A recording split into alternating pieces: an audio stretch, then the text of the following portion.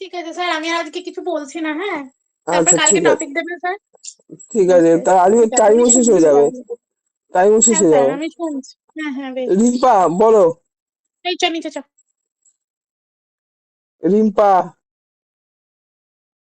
আর pilot তো ইয়ে শেষ হলো না, ইয়ে ছিল তো, কি যেন সে ছিল আমাদের পাইলট। চারপাশ, হ্যাঁ চারপাশে মানে জীব জড় না একটা কি বললেন হ্যাঁ ওটা। হ্যাঁ হ্যাঁ, চারপাশের জীব জড় বললে না তো।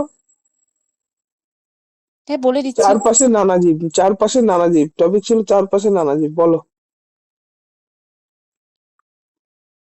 বলবো? হ্যাঁ। আচ্ছা বেশ। সুপ্রভাত আমার ছোট্ট বাচ্চারা, তোমরা সবাই কেমন আছো? সবাই খুব ভালো আছো? বা আমিও খুব ভালো আছি। আচ্ছা বলো তো তোমরা সবাই জানলা দিয়ে কি কি দেখতে পাচ্ছো? জানলা দিয়ে কি দেখতে পাচ্ছো বলছো? বাড়ি ঘর দেখতে পাচ্ছো, গাছপালা দেখতে পাচ্ছো, আর হাঁস মুরগি ছাগল এগুলোও দেখতে পাচ্ছো। বা আচ্ছা, তোমরা চটপট খাতার মধ্যে লিখে ফেলো তো এর মধ্যে কারা চলাফেরা করতে পারছে আর কারা এক জায়গাতেই দাঁড়িয়ে রয়েছে।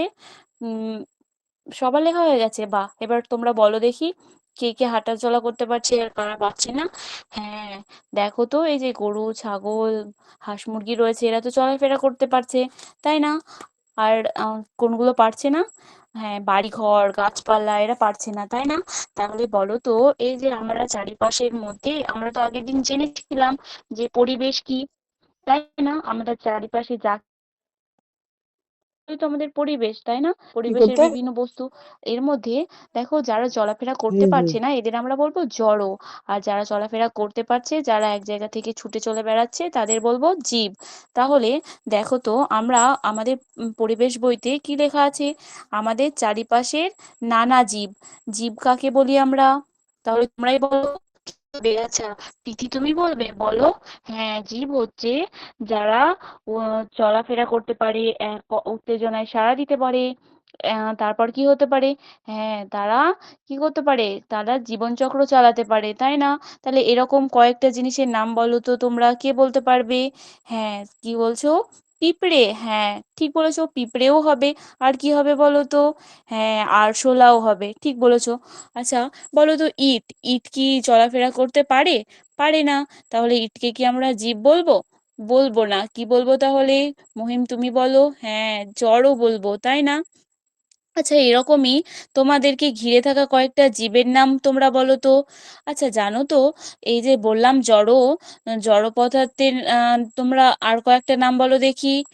হ্যাঁ, বালি পাথর, ঠিক বলেছো। আচ্ছা তোমরা এবার জীব আর জড়ের আরো কয়েকটা উদাহরণ লিখে ফেলো দেখি। বোর্ডে এসে লিখো। কে লিখবে?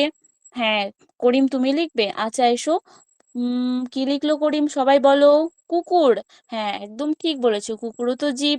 কারণ কুকুর কি করে? কুকুর তো চলাফেরা করতে পারে। তারপরে কুকুর কেমন করে ডাকে কে বলবে? হ্যাঁ, ঘেউ ঘেউ করে, তাই না? আচ্ছা কুকুরকে ইংরেজিতে কি বলে? ডগ বলে, বাহ। আচ্ছা এবার বলো তো জড় পদার্থ, কে এসে লিখবে? প্রীতি তুমি লিখবে? আচ্ছা বলো। হ্যাঁ, জড় পদার্থর নাম কি? জড় পদার্থের নাম হচ্ছে কি? বই।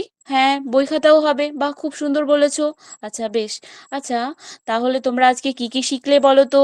হ্যাঁ, আমাদের চারিপাশে থাকা নানা রকম জীব এবং জড় পদার্থগুলো সম্পর্কে আজকে আমরা জানলাম, তাই না?